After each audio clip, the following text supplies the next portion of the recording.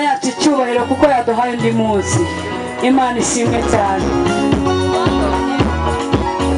Kubambonye ari ubwa mbere, nitwa Ntirushwa Amaboko Ange Kelly.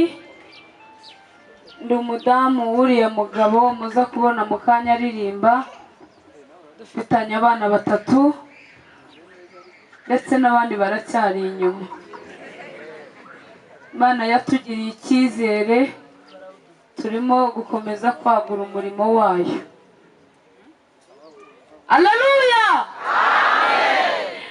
Ngabazi Imana yabo bazakomera, nibamara gukomera bazakora iki?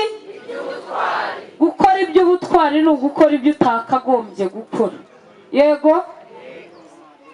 Batuzamurire turirimbe, tugiye kuririmba indirimbo ivuga ngo Mana tugarukeho. Yaraje ubwa mbere isiga ibigenje neza. Yego?